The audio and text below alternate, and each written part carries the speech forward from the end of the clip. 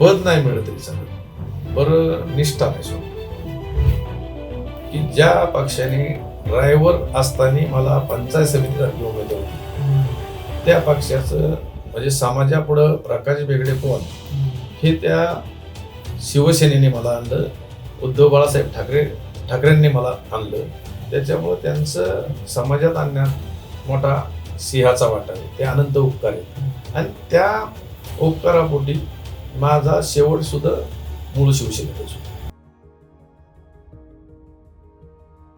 निश्चितपणानं मी आत्ता ह्या निवडणुकीला सुद्धा मी आता जिल्हा प्रमुख, पक्षाची माझ्याकडे जबाबदारी आहे आणि ती जबाबदारी सांभाळताना माझ्या तालुक्यात माझ्या मतदारसंघात सुद्धा मी निवडणुकीला सामोरं गेलं पाहिजे. आणि म्हणून आमचा एक तरुण सहकारी जिल्हा परिषदला इच्छुक होता. मला बऱ्याच जणांनी आग्रह केला की अगदी पार्टीच्या मुख्य नेत्यांनी सुद्धा आग्रह केला की बाबा तुला लढायची जिल्हा परिषद असेल तर तू लढू शकतो. तर मी असा निर्णय घेतला की माझ्या गावाला गेले 70 वर्षात माझ्याशिवाय कोणीच तिकीट आणलं नाही. एक बीजेपीचं गेल्या वेळेस चालतं, बीजेपी त्यावेळेस इकडं जास्त नव्हती, तर ते एक बीजेपी चालतं. आणि एकदा मी 2002ला लढलो त्यावेळेस मी गावातून एकटा बनवे चालू नाही म्हणून एक काँग्रेस चालतं. हा, परंतु मुख्य प्रवाहातले पक्ष ते राष्ट्रवादी आणि शिवसेना. तर शिवसेनेचं मिळायचं, राष्ट्रवादीचं आतापर्यंत मिळलं नाही, म्हणजे आजही नाही. आणि आता माझ्याकडं गावात माझ्याच बरोबरीचे सहकारी बीजेपीतून इच्छुक होते. तर त्या सहकाऱ्यांना सुद्धा विचारलं की बाबा आपल्या गावात पंचायत समिती सदस्य झाला पाहिजे किंवा जिल्हा परिषद सदस्य झाला पाहिजे, तर तुम्ही आपण विचार करू. तुम्ही जर उमेदवार झालात ओरिजिनल म्हणजे अधिकृत एपी फॉर्म घेऊन बीजेपीचा, माझे आमदार आमचे आत्ताचे ते बीजेपीत गेले, त्यामुळे काँग्रेस सगळी बीजेपीत गेलेली. त्याच्यामुळे बीजेपीची ताकद जरा बरी झालीत, आता काँग्रेसच बीजेपी झाली. बरोबर, सामान्य कार्यकर्त्यांपासून सगळेच. हा, तर त्याच्यामुळं त्यांना म्हणलं तुम्हाला जर संधी मिळली तर मी 2 वेळा प्रयत्न केलेला आहे, मला अपयश आले. तुम्ही प्रयत्न करीत असाल तर मी उमेदवारी घेत नाही, असं अंडरस्टँडिंग आमचं झालं. आणि मी पार्टीचं काम करणारच, ते पार्टीचा जिल्हा प्रमुख या नात्याने करणार, परंतु गावाचा माझ्यामुळं नुकसान नको ह्या उद्देशाने मी शेवट एबी फॉर्म जोडायचा 3 वाजता शेवट होता. मी 1 वाजता त्या माझ्या सहकाऱ्यांना विचारलं की बाबांना मी एबी फॉर्म जोडतोय का, तर गावाला एक संधी आहे. मी गेली 25-30 वर्षे सामाजिक काम करतोय आणि योगायोगाने महिलेला आरक्षण आलेलं आहे, त्याच्यामुळं मी माझी पत्नी उभी करतोय. आणि तुम्ही सुद्धा गाव म्हणून सगळ्यांनी मला, मी आमच्या गावाला आहे 12 वाड्या आणि 13वं गावठाण, त्या सर्वच्या सर्व ठिकाणी उमेदवारी मला जाहीर व्हायची आहे. सगळ्या ठिकाणी प्रत्यक्ष तरुण मंडळींनी मिटिंग लावलेली आणि आता तरुणांचा एक व्ह्यू झालाय की बाबा आता आपल्याला काही झालं तरी आपल्या गावाला पंचायत समिती सदस्य झालाच. आजवर अन्याय झाला असं म्हणता येईल घोटावडे गावात की माझ्या माझ्या पक्षाकडून अन्याय नाही झाला. माझ्या पक्षाकडून मला ही 3री वेळ, म्हणजे मला 2 वेळा मिळली, 2002-2017. आता माझ्या पत्नीला दिली.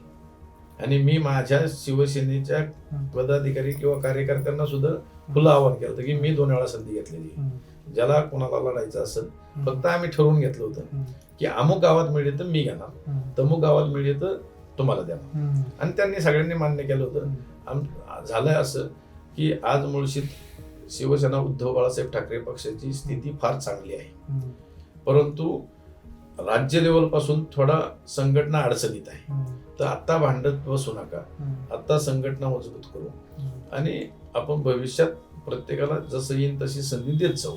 ह्या मुद्द्यावर आम्ही आजवर कधी ना शांततेत मिटलेला तालुका, कारण का तालुक्यात ज्या ज्या पक्षाची ताकद असते तिथं उमेदवारीसाठी वाद होत असतात शेवटपर्यंत, परंतु गेल्या 20 वर्षात पहिलीच वेळ अशी आहे की फार शांततेत इच्छुक उमेदवार राहिले, त्यांनी विड्रॉल केली आणि ते सगळेच्या सगळे सक्रिय प्रचारात सहभागी संपूर्ण मतदारसंघात.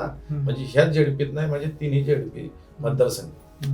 तुम्ही सांगितलं होतं की एक सक्षम पर्याय म्हणून तुम्ही एक समोर येत आहात. आधीपासून तुम्ही काम करताय, शिवसेनेत होता, आपल्याला पाहतोय की हल्ली पक्ष फोडाफोडीचं राजकारण खूप वाढलं. या पक्ष फोडाफोडीच्या राजकारणात तुम्ही मूळ शिवसेनेसोबत अजूनही आहात, एका पक्षासोबत आहात, निष्ठा दाखवत आहात. तुम्हाला फोडण्याचे प्रयत्न केले असतील, आमिष दाखवण्यात आली असतील. तसं सहजासहजी माझ्याकडे असं आडमार्गाने समोरासमोर नाही. नाही, आडमार्गाने म्हणजे कुणाला तरी पाठवायचं, तो पण हितला नाही. हा, पिंपरी चिंचवड शहराचा नेता, हा, पुणे शहराचा नेता, हा, ज्याचे माझे रिलेशन चांगले आहेत, हम्म, काही व्यावसायिक संबंध आहेत. हम्म, अरे इथं विजन तुला पुढं स्कोप नाही, हम्म, तू हे जर केलं तर आतापर्यंत काय काय झालं असतं, हम्म, हे सगळं दाखवले गेलं. हम्म, परंतु माझं सरळ विजन आहे हम्म, की ज्या पक्षाने ड्रायव्हर असताना मला पंचायत समितीसारखी उमेदवारी दिली, हम्म, त्या त्या पक्षाचं म्हणजे समाजापुढं प्रकाश बेगडे कोण हम्म, हे त्या शिवसेनेने मला आणलं, उद्धव बाळासाहेब ठाकरेंनी मला आणलं. त्याच्यामुळं त्यांचं समाजात आणण्यात मोठा सिंहाचा वाटा आहे. ते अनंत उपकार आहेत हम्म, आणि त्या उपकारापोटी माझा शेवट सुद्धा मूळ शिवसेनेतच होईल हे मी पहिल्या दिवसापासून ठरवलंय. माझी पत्नी असेल, आई वडील असेल, भाऊ असेल, ह्यांनी सुद्धा सांगितलं की काही झालं एक वेळेस राजकारण सोडून दे, बरं पक्ष बदल नाही करायचा. आणि माझ्या डोक्यात पण कधी ते शिवलं नाही संकल्पना.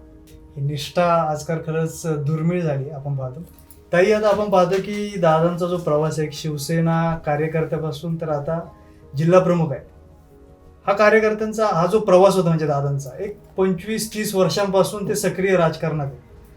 तुम्हाला एक कुटुंबाची जबाबदारी सांभाळायची एक तुमच्यावर वेळ आली असेल, ती जबाबदारी तुम्हाला सांभाळावी लागली, बरीच आव्हान आली असतील. कारण की एक नवीन लग्न झालंय आणि कर्ता पुरुष जो आहे घरातला, तर तो समाजासाठी आपलं जीवन हे करतोय, आपलं आयुष्य समाजासाठी वेचतोय.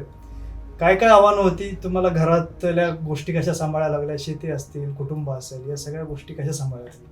शेती माझे सासू सासरे करायचे. हम्म. माझा दीर शाळेत असायचा, हम्म, तो घर सांभाळायचा. म्हणजे घर सांभाळायचं म्हणजे ह्यांची जबाबदारी त्यांनी सांभाळली. बरं. हे 2005 मध्ये जेव्हा सरपंच झाले तेव्हा पूर्ण 2 महिने घरातून बाहेर होते. मुलंही लहान लहान होती, पण घरातल्यांनी सगळ्यांनी आधार दिला, हम्म, सगळं छान सांभाळलं. आणि बाकीच्यांचं त्यांची साथ होती, त्याच्यामुळे ते इथपर्यंत पुढे गेलेले. हम्म. कुटुंबासोबत एक वावरताना एक जबाबदार स्त्रीची भूमिका तुम्ही बजावली आहे. घरातल्या लहानांना संस्कार देणं, वाडवडिलांचं ज्या वारसा आहे तो जपणं, या साऱ्या गोष्टी आल्याच. एक महिला म्हणून एक खरंच म्हणजे आपण पाहतो की एक स्त्री सक्षम असेल तर ती कुटुंबाला आधार देऊ शकते, ती समाजाला एक दिशा देऊ शकते. आज आपण पाहतो की तुमच्या पंचायत समिती जो गण आहे, त्या गणात अशा असंख्य स्त्रिया आहेत की त्यांना अशा विविध समस्यांना सामोरं जावं लागतं. त्यातली एक समस्या तुम्ही सांगितली की पाण्याचा प्रश्न आहे. काय काय तुम्ही तुमच्या डोळ्यांनी पाहिलंय आणि तुम्ही कशा प्रकारे ती समस्या सोडवणार आहात? तिने सुद्धा डोक्यावर पाणी वाहिले ना. बर. सुरुवातीला लग्न झालं का त्या काळात कोंडाळ्यालाच पाणी होतं ना. हा, म्हणजे हे जेव्हा सरपंच झाले ना तेव्हापासून आमचं पाण्याचं पूर्ण वाडीतलं तर पूर्ण पाण्याचे गावाचा त्यावेळेस मुळशी हा, प्रादेशिक योजना, हा, त्यात 23 गावं होती. 2 गावं तत्कालीन आमदार आमच्या पार्टीचा होता, हम्म, तर त्यांनी घोटवड आणि पिरंगुट ही 2 गावं नवीन ऍड केली. बर. आणि त्याच्यामुळं मुळशी प्रादेशिकचं पाणी आमच्या गावाला आलं. हा, 2005 ला ते 5 ला पूर्ण नळ सगळ्यांना नाही, प्रत्येकी आले असं झालं. 10 ला ते कार्यान्वित झाले. अच्छा. हा, आणि मी कोंढाळी सगळीकडे गेली ते आमच्या प्रायव्हेट म्हणजे तुमच्या ग्रामपंचायतच्या ग्रामपंचायतच्या योजनेचं योजनेचं. मी सगळ्यात महत्वाचा विषय गावाचं त्या काळात पाणी हम्म, आणि लाईट जिथं जिथं मला ताकदीने शक्य आहे. 30 वर्षानंतर मी सरपंच झालो, म्हणजे ज्या पूर्वी पोल टाकले होते ना लाईटचे, बर. आजही ते काही वयस्कर मंडळी तुम्हाला जर भेटली तर सांगतील हम्म, की आजही किती वर्ष आलं मी सरपंच झालेलो 2005 ला. हम्म, आजही भेटलं तर चप्पल काढून म्हणतात रामकृष्ण हरी तुमच्यामुळे माझ्या घरात लाईट लागली. हेच म्हणजे आशीर्वाद. 30 पोल त्यावेळेस मला गाडी मिळली होती, म्हणजे सरपंच असताना हम्म, मी इकडे पत्रव्यवहार कर तिकडे व्यवहार. 30 पोलचा ट्रक हम्म, मी तो खाली केला होता आणि संपूर्ण ज्या ज्या वस्त्या होत्या रानात कुणी राहायला गेलं तर 30 वर्षात म्हणजे मागच्या 30 वर्षात ते परत पूल आले नव्हते. हम्म, माझ्या काळात ते पूल आले. बर. म्हणजे ती लाईटची बऱ्यापैकी समस्या त्यावेळेस गाव लेवलची सोडवली होती. हम्म, बरं, तालुका लेवलचं जर काम पाहायचं असेल ना तर पंचायत समितीत आपण असणं गरजेचं आहे. बरोबर. एक तुमचं मी जाहीरनामा वाचत होतो, तर त्याच्यात तुम्ही ठळकपणे लिहिलंय की फक्त आश्वासनं देण्यासाठी नाही तर ते आश्वासनं पूर्ण करण्यासाठी तुम्ही निवडणुकीच्या मैदानात उतरलेला आहे.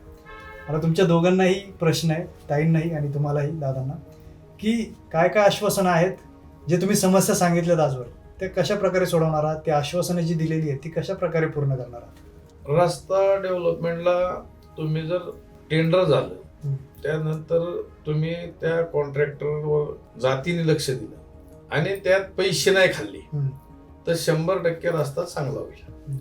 आणि तेच आम्ही करणार आहे की आम्हाला त्यात राजकारण हा पैसे कमवायचा ठिकाण नाही. बरोबर. तुमच्याकडे व्यवसायात आणि तुम्हाला नावगाव आहे मिळते ना, त्यात जे नावगाव आहे तुमचं जी संपत्ती असते किंवा हा विश्वासाचा माणूस आहे त्याच्यावर तुमचे सगळे व्यवसाय व्यवस्थित चालत असतात. का लोक मला राजकारणातून पैसे कमी देत हेच कळत नाही. आजवर मी गेले 25-30 वर्षात आहे ना, कुठलाही कार्यकर्त्याचा चहा सुद्धा घेत नाही. त्याचं काम असतं तर मी चहा पाजतो, मी माझ्या गाडीत घेऊन जातो, त्याचं काम करून देतो, म्हणजे कुठली अपेक्षा न ठेवता. आणि म्हणून एवढ्या वर्ष कार्यकर्ता चिटकून राहणं किंवा जवळ राहणं इतकी सोपी गोष्ट नाही. दर 25 कार्यकर्ते बदलत असतात, परंतु दर 25 आम्हाला नवीन नवीन कार्यकर्ते जोडले जात असतात, जुने संघ राहून. क्या बात आहे. आणि त्याच जरी अपयश आली तरी त्याच ताकदीवर मी आज तागायत टिकून आहे.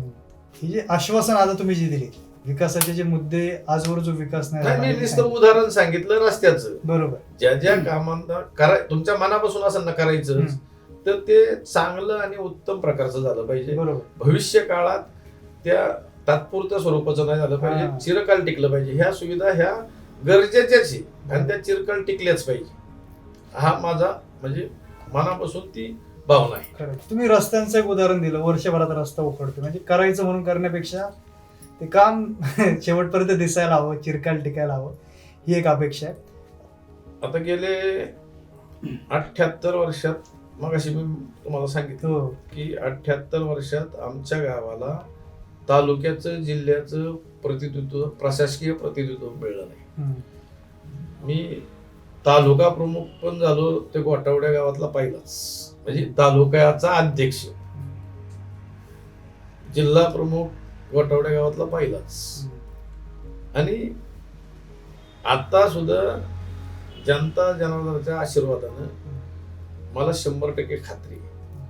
कारण का लोक स्वतःहून फोन करून अप्रोच होतात की बाबा आम्हाला बोलावलं नाही पण आम्ही आलोय, तुमच्या प्रचारात येतोय. आज गेले कित्येक दिवस प्रचार चालू आहे ना, एकही कार्यकर्त्यांनी एकही रुपयाची अपेक्षा न ठेवता स्वतःच आता सक्षम झाल्यात, बऱ्यापैकी जरा शहरीकरण झाले, सक्षम कार्यकर्ते झालेत. त्या कार्यकर्त्यांनी स्वतःचं वाहन, स्वतःचं डिझेल सगळं स्वतःच चालतं. मला विचारायला सुद्धा येत नाही की भाऊ काय हे आहे का ते आहे का, अजिबात नाही. ज्याला वाटते पॅम्पलेट छेपून नाही तर पॅम्पलेट छेपून आणते, ज्याला वाटतंय आपण अमुक एक केलं पाहिजे ते त्याचं करते, फक्त ते कुठली अपेक्षा न ठेवता करते. आणि मी तसा जिल्ह्याचा असल्यामुळे सर्वांगीण सर्व कार्यकर्त्यांशी परिचित आहे. परंतु आज माझ्या गावात मोठ्या लोकसंख्येचं गाव आहे, मोठा मतदार पण मोठा आहे माझ्याकडे. त्या गावातल्या तरुणांनी एक ठरवले की हे दिवस का आल्यात तर गावकीच्या राजकारणामुळे, गावकीचं राजकारण बाजूला ठेवायचं. आणि मी सुद्धा तो प्रोटोकॉल पाळलाय. मी ज्याला जे इच्छुक होते त्यांना पण विचारलं होतं की माझी पत्नी उभी करायची तुमची संमती असेल तरच मी उभी करणार आहे, अन्यथा मी करणार नाही. मला 10 जिल्हा परिषद, 20 पंचायत समिती मी लढतोय, त्यामुळे मला सगळीकडे लक्ष द्यावं लागणार आहे. पक्ष संघटनेचा एक जबाबदार कार्यकर्ता म्हणून जर तुम्ही सगळे म्हणले तरच मी माझ्या पत्नीला उभी करणार आहे. आणि गावाच्या सर्व तरुणांचा, ज्येष्ठांचा, महिलांचा एक मोठी सूर आला की बाबा तुम्ही यावेळेस संधी घ्या आणि गावाचा सदस्य पंचायत समितीचा करा, आम्ही सगळे तुमच्या पाठीमागे. अरे वा. जो जनतेचा जो प्रतिसाद आहे, आजवर साथ देते जनता, तुमच्यावर विश्वास दाखवते, ज्येष्ठांचे आशीर्वाद आहेत, तरुणांचंही साथ मिळते, या सगळ्या गोष्टी आहेत. प्रचारात जे पाहतोय आपण की एक उत्स्फूर्त प्रतिसाद तुम्हाला मिळतोय सगळीकडनं, समाजातून, सगळ्या स्तरातून लोक तुमच्या पाठीशी आहेत, जोडले जातात. मला हे विचारायचं की निवडून येणारे आता फिक्स झाले, जवळपास विजय दृष्टिक्षेपात आहे आणखी. निवडून आल्यानंतर पहिल्या 100 दिवसात काय कामं असतील जी प्रामुख्याने 2-3 कामं जी तुम्हाला पहिल्या 100 दिवसात पूर्ण करायची होती या जनतेसाठी? हे पहा, आता माझ्या हातात काही जादूची छडी नसणार. पहिल्या 100 दिवसात मी आता जी 2-3 कामं सांगितलं तुम्हाला, रस्ता, लाईट, पाणी, ह्याची प्राथमिक तयारी तर तुम्हाला मी 100% केलेली दिसेल. आणि मग योग्य पद्धतीने मला प्रशासकीय कामाचा पण अनुभव आहे, त्याच्यामुळे योग्य पद्धतीने आणि प्रशासनाची स्थानिक लेवलची ताकद वापरून जे जे आणता येईल ते प्रथमतः आणण्याचा प्रयत्न करीन. मग रस्त्याचं काम असू द्या, लाईटचं काम असू द्या किंवा तुमचं पाण्याचं असू द्या. आणि ही कामं चिरकाल टिकणारी, त्यामुळं एका महिन्यात होऊ शकणार नाही, 100 दिवसात होऊ शकणार नाही. बरं, 100 दिवसात तुम्हाला पुन्हा एकदा आपली मुलाखत होईल आणि 100 दिवसात तुम्हाला तो मी डाटा देईन की मी ह्या स्टेजवरती, आणि वर्षभरात हे प्रश्न संपूर्ण मार्गी लागलेले असतील. आणि मी शिवसेनेचा कार्यकर्ता आहे, जर मार्गी नाही लागले ते कशी लावून घ्यायची, ती सगळीच्या सगळी हत्यारं आम्हाला म्हणजे वापरता येतात. मग त्यात आमचं आंदोलनाचं शस्त्र असू द्या, त्यात आमचं इतर प्रशासकीय लेवलवर प्रेशराईजचं शस्त्र असू द्या, ती सगळी शस्त्र वापरली जाते. तुम्ही निवडणुकीच्या रिंगणात उतरलेला आहात. एक आपण पाहतो की एक निष्ठावंत म्हणून तुम्ही आजवर कार्य करत आलेला आहात शिवसेनेसाठी. विरोधकांचं कशा प्रकारे आव्हान आहे? नाही, विरोधकांचं आव्हान मला वाटत नाही.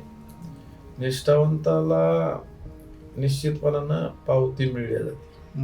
आणि काही समाजात कुठेही तुम्ही म्हणजे तालुक्यात, जिल्ह्यात कुठेही प्रकाश बेगडे यांना विचारलं तर पहिलं येणार की निष्ठावंत शिवसेना.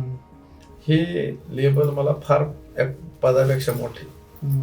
आणि समोरचे जे उमेदवार आहेत, मी गावोगाव आव्हान केलंय आता की येणाऱ्या मी आलोय, मला विचारा काल कुठल्या पक्षात होता, आज कुठल्या आहे, उद्या कुठल्या जाणार. मी त्यांना जाहीर सांगितलं, कालही मी त्याच पक्षात आहे, आजही त्याच पक्षात आहे आणि शेवटही माझा त्याच पक्षात आहे. तसे विरोधक पक्षाचे जे उमेदवार आहेत त्या प्रत्येक उमेदवारांनी पार्टी बदललेली. अगदी एखादा उमेदवार पक्षाचा सोडला तर सगळेच्या सगळे कोण काल अमुक पक्षात होता तर आज अमुक पक्षात आहे, उद्या पुढे जाईल भरवसा नाही. त्यांना एक फक्त प्रसिद्धी हवी, पद हवं आणि ते पद मिरवायला हवं.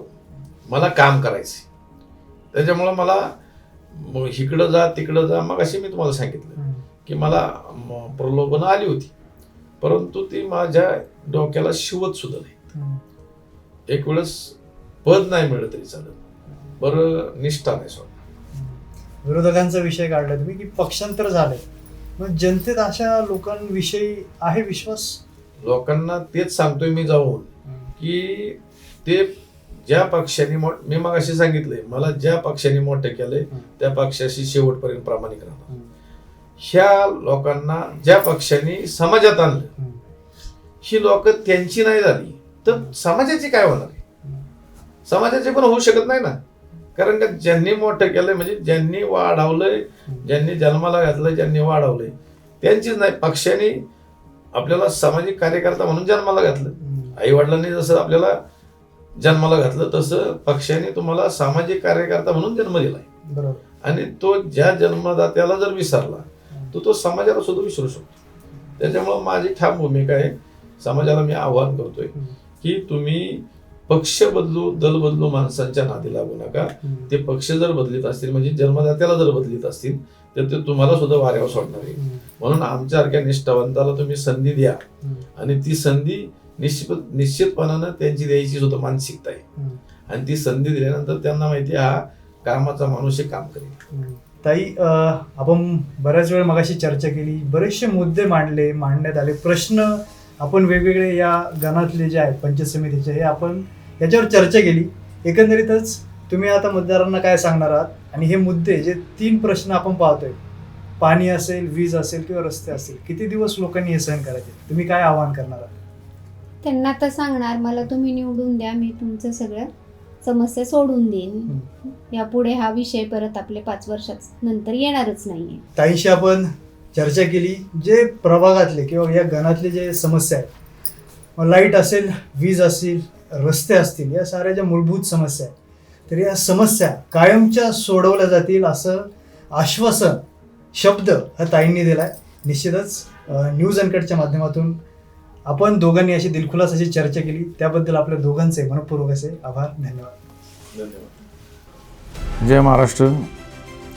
सर्व मतदार बंधू आणि भगिनींना नम्रपूर्वक विनंती की येत्या 7 तारखेला जिल्हा परिषद आणि पंचायत समितीचे मतदान होत आहे. त्या मतदानाला आपण आवर्जून या आणि मतदान करा, आणि मतदान करताना योग्य उमेदवार पाहून करा. मशालीच्या चिन्हासमोरील बटन दाबून योग्य उमेदवार निवडा, अशी आपल्याला कळकळीची विनंती. धन्यवाद. जय महाराष्ट्र. जय महाराष्ट्र. मी सौ कल्पना प्रकाश भेगडे, शिवसेना उद्धव बाळासाहेब ठाकरे यांच्या पक्षातून उमेदवारी घेतली आहे. माझं चिन्ह मशाल आहे. मशाल या चिन्हासमोर बटन दाबून मला मतरूपी आशीर्वाद द्यावा.